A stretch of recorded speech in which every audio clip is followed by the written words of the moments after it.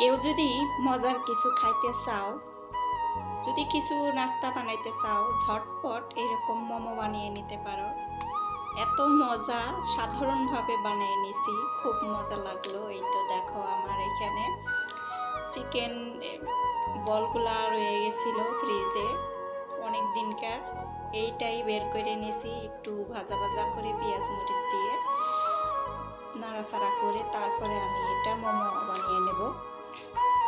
খুব মজা হয় এইভাবে বানিয়ে নিছি, বোঝাই যায় নাই যে আমি কাঁচা মাংস নিয়ে নেই। অনেক ভালো লাগলো, এইভাবে আমি একটু ভাজা ভাজা করে ভাজি করে নিছি, অনেক মজা হয় এইভাবে। আমি তো চিকেন বলগুলা ভাজা ভাজা করে নিতেছি, দেখতেই পারতেছ। এখন আমি এখানে সস দিয়ে দেবো একটু টমেটো সস, তারপরে একটু হলুদ দিয়ে দেবো, মরিচ স্কিপ হয়ে গেছে। এটা একটি বুঝে নেওয়া লাগে যে কি কি দিলাম। এই তো নর্মালি মানে কোনো তেমন একটা মশলা না, একটু জিরা ফাঁকি আর রসুন দিছি, আর কিছুই দেই নাই। এখানে পেঁয়াজটা আমি ওই মাংসটুকুর নামে তারপরে পেঁয়াজটা ভাজা করে নিছি। প্রথমে পেঁয়াজটা একটু ডিপে ছিল, এই জন্যে ভিজা ভিজা ছিল, তাই একটু শুকিয়ে নিছি তেলের মধ্যে ভাজা করে। এই তো এইভাবেই করে নিছি। এত মজা লাগছে, আমার মেয়ে তো ভাত দিয়ে খাইতে চাইছিল ওই ভাজি, আমি নিতে দেই নাই যে আমার কম পড়ে যাবে। এখন এই তো আমি বাটি নিয়ে নিলাম, এখানে আটা নেব, অল্প করেই বানাবো যাতে বিকেলবেলা আমাদের 4-5টা করে সবারই ভাগে হয়, এরকম করে নর্মালি মানে ঝটপট যে নাস্তাটা তৈরি করা যায় ওইটাই আর কি চিন্তা করছিলাম।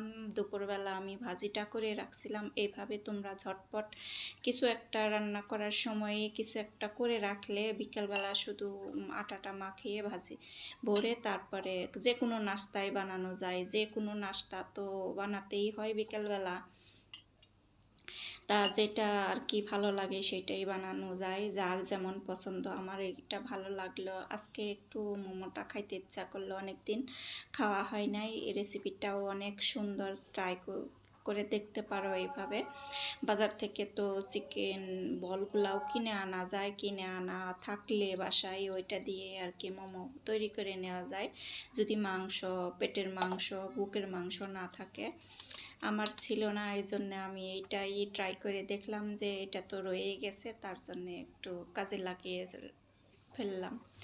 এই তো দেখতে থাকো, আমি এই ছোট ছোট করে রুটিগুলা বানিয়ে নিতেছি, এইটার ভিতরেই ভরে নেব।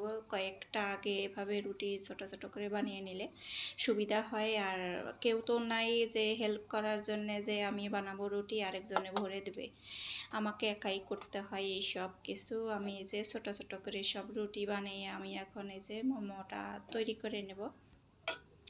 তারপরে দেখাই দিতেছি যে আমি স্টিম করে নিছি কিসের মধ্যে। এই তো ভাজটা আমার তেমন একটা সুন্দর হয় না, তোমরা একটু মানিয়ে নিও। আমার ভাজটা আমি অনেক ট্রাই করি, অনেক চেষ্টা করি একটু সুন্দর করার জন্যে। অনেকেই দেখি মোমোগুলার শেপ অনেক সুন্দর করে দেয়।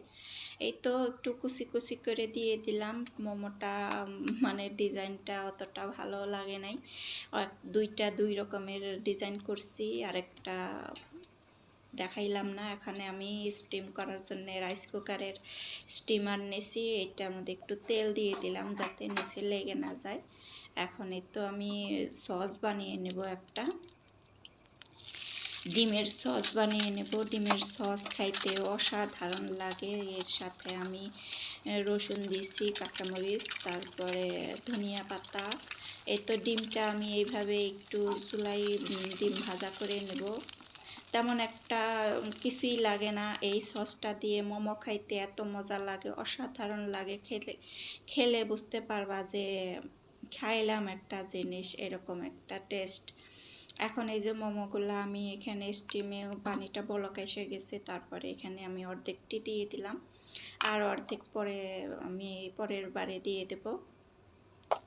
এইখানে আমি এই যে রসুন নিছি, বড় কোয়াগুলা একটু ছোট ছোট করে কেটে দেওয়া লাগছিল। আর রসুনের কোয়াগুলা তাড়াতাড়ি ব্লেন্ড হয় না, বারে বারে আমার ব্লেন্ড করা লাগছে। এখানে আমি কাঁচামরিচ দিয়ে দিলাম আর ডিপে থাকা ধনিয়া পাতা দিয়ে দিলাম। আমার বাইরে তো ধনিয়া পাতা নাই, একটুখানি পানি দিয়ে দিলাম যাতে ভালোভাবে একটু ঘন একটা সসের মতো তৈরি হয়। এই তো হয়ে গেছে, সসটা নামিয়ে নিলাম। এখন আমার মোমোগুলাও সিদ্ধ হয়ে গেছে, মোমোগুলাও অনেক টেস্ট হয়েছিল, ভালো লাগলো খেতে। নর্মালি যে সিম্পলভাবে রান্না মোমো বানানো, অনেকটা মানুষের যে প্রিপারেশন নেয় যে আজকে মোমো তৈরি করব, সেই রকম কিছুই না বলতে গেলে।